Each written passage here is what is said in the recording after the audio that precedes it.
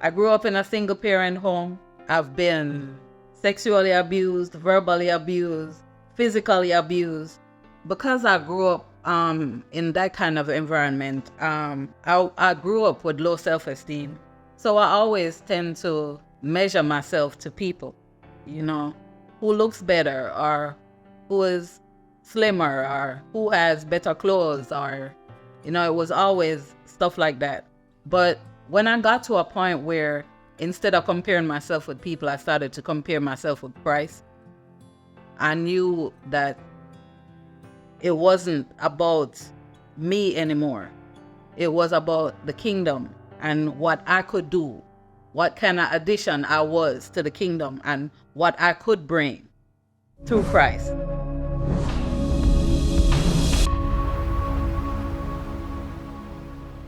My name is Anicee Walters. Um, I'm from Jamaica. Originally, I was born and raised in Jamaica. I came to the United States in 2010.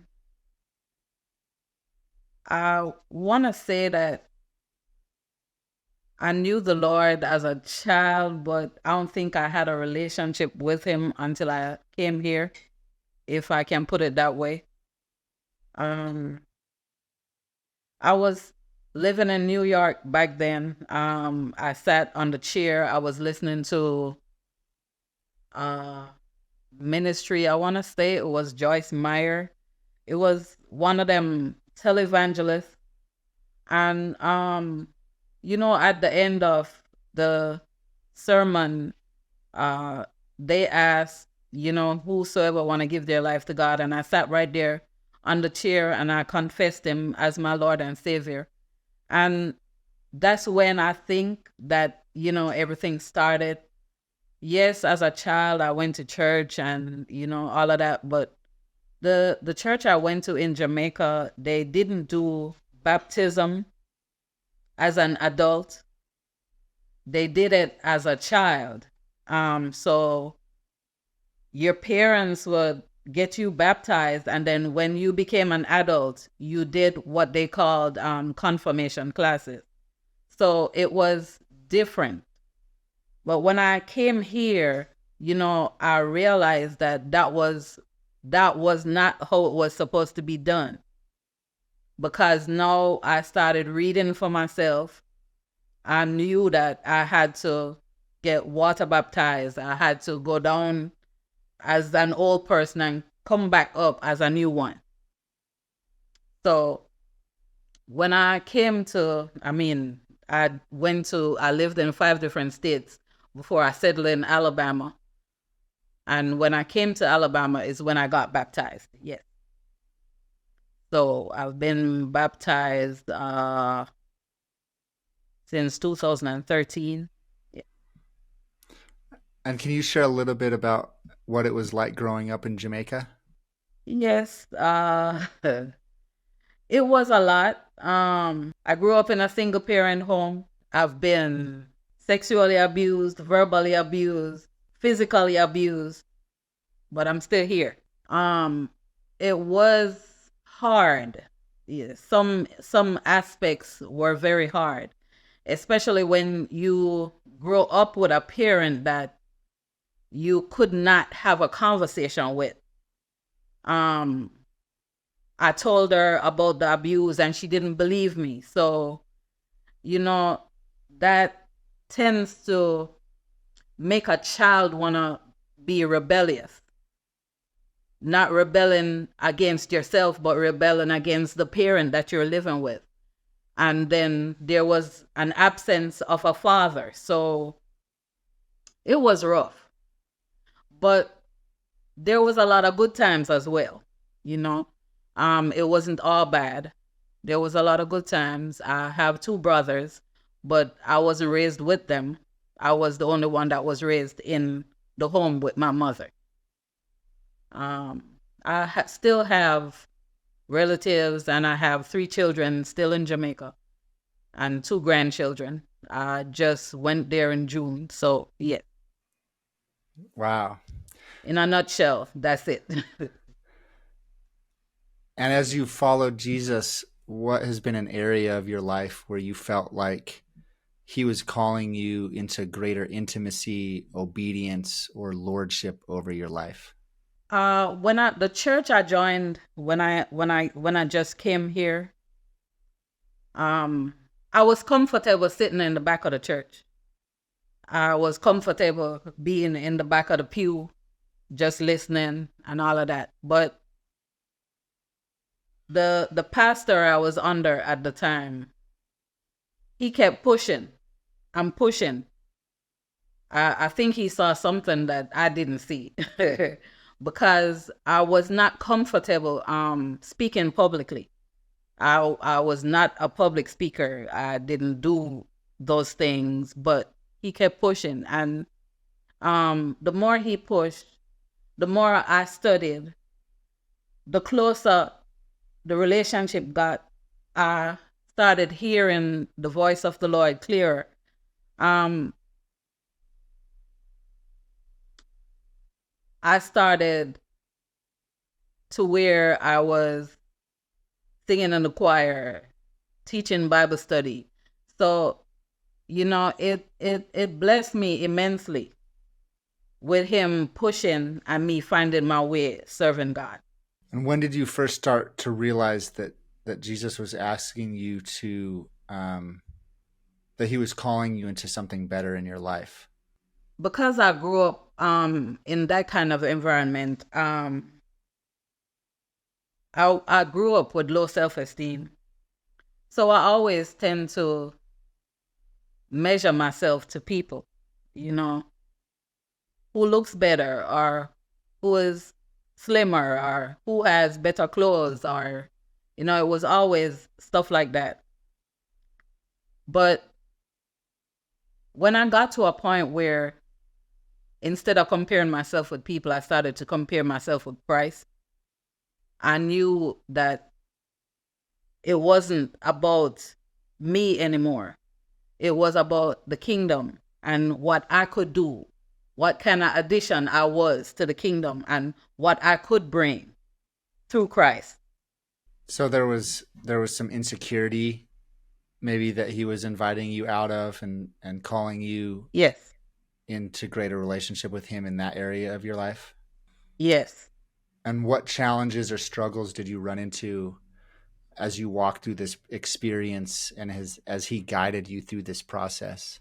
Being the only Jamaican in in the church, it wasn't just about my insecurities. It was about other members in the church. It was about their insecurities as well. Um, I think they saw me more as the enemy because of my work ethic, because of how I served. I mean, it was always a complaint. It was always, it's either how I talked or how I walked or how I looked or how I dressed. It was always something. So it presented challenges because it made me start to question myself again. Am I in the right place? Am I doing the right thing? Am I really supposed to be serving in this capacity? It made me question a lot of things because of the challenges I faced with the members. And what happened as you walked in obedience to Christ's call on your life to find your identity in him rather than maybe your identity in what you looked like or the insecurities that you struggled with? What did you find out about yourself and about what did you find out about yourself and what did God reveal about himself through this process? I think that's a 1, 2, 3. I mean, uh, when I let go, I just let go and let God. That's all I did. In trying to fight the battles by myself, I let him fight the battles. As let him fight the battle, it the acceptance come easy. It made the walk was easier. I mean, yes, there's always going to be challenges, but what I stopped doing is trying to fight the battles. Basically, that's what I'm saying. Yeah. Did saying yes to this journey and this invitation to find your identity in him, did that saying yes to that cost you anything? It, yes, it cost me friendships. It cost me relationships. You know, there's a saying: if you don't stand for something, you're gonna fall for everything. And there came a point when I had to stand my ground. It was either God or the devil. There's no in between. And I stood on my beliefs, I stood on my faith, and it created, problems with relationships. But this is what I told myself: what is for me can be not for me. What have you learned through this process? There's so many lessons.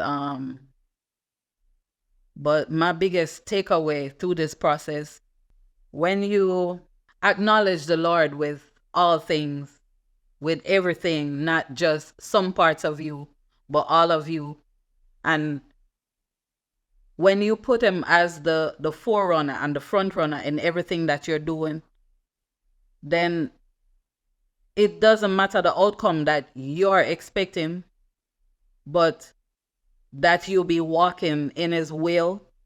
And that's my takeaway from all of this. I want to be in his will. And because I want to be in his will, it doesn't matter what I have to go through to get to that place. If it means that I have to go through the fire or go through the storm, I'm good with that, as long as I'm ended up in his will. That's good. How is your life different after saying yes to this call to walk in that in the identity that you have in him rather than the identity you found in other things? How is your life different after answering that call and walking in obedience to King Jesus in this area? Can I tell you this? I thought that when I gave my life to God, I don't know how many Christians think this way, but I thought that when I gave my life to God, oh, everything was just gonna be smooth sailing. It was gonna be good. There wasn't gonna be no trouble. But I can tell you this: I know what long suffering looks like from a child until I really got to know who Christ is. I know what long suffering is, and I wouldn't change anything. No, I wouldn't change anything, because I've been through situations and stuff that um the word says that, people are overcome by your testimony, and I've been there where my testimony has helped somebody else. So I wouldn't change anything. Last question as we wrap up. Who is Jesus to you? That's not one word. He's my provider. He is my waymaker. He is my strength, my tower, my rock, my shield. He is my way when there's no way. He is my all in all. He is my strength. He's my provider. He is my healer. He is my everything. Is there anything that you would want to share with somebody who might be listening to this and going through some of the stuff that you've experienced? Don't give up. There are many times that, I wanted to throw the towel in. I wanted to just say, no, y'all can't have this. I'm going back to Jamaica. I'm just going to do me. There are many times that I thought about it, and then the Lord will bring something back to my memory. David said, that word I've hidden in my heart, that I sin not against thee. And the Lord will always bring something back to my remembrance, something that He brought me from or He brought me through. The one thing I can assure you that He is Emmanuel. He is God that is with us, and He will never leave nor forsake us. So just hold on to that. Thank you for sharing your story. You're welcome. Thank you for having me.